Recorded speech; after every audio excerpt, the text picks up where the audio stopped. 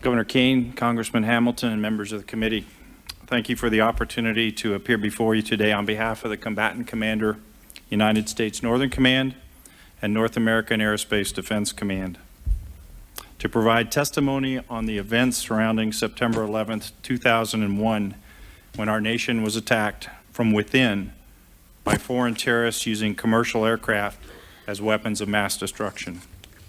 It is an honor to represent the thousands of men and women from the Air National Guard, the active duty forces, and the Air Force Reserve still serving around the clock defending America from further attacks in support of the North American Aerospace Defense Command.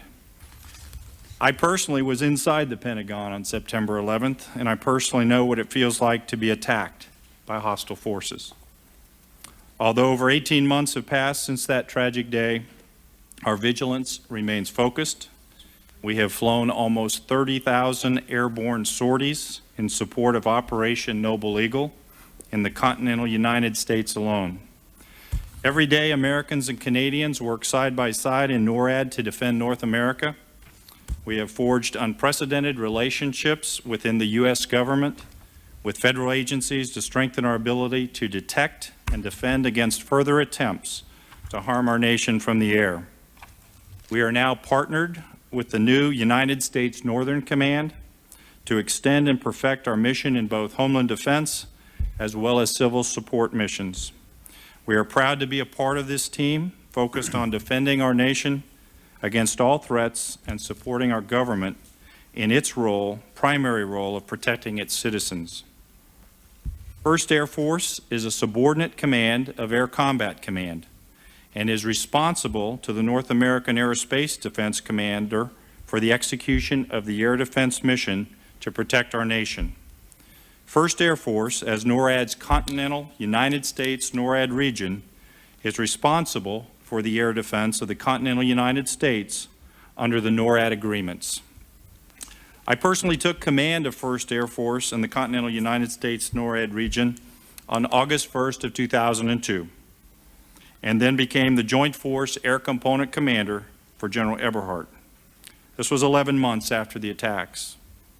I'm pleased to say today that when I saw the nature of your questions, that I asked General Eberhart's permission and received it to invite Major General retired Larry Arnold, the past commander of 1st Air Force, and the commander on the day of the attacks that led the command through those trying days during and after the event. He is with us today and has volunteered to be part of this commission's hearings.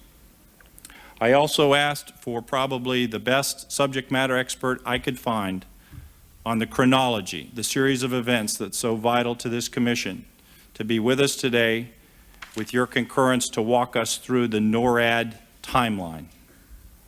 I also have with me today Major Don Arias to show you the human nature of this. Don's brother Adam was killed in the South Tower too.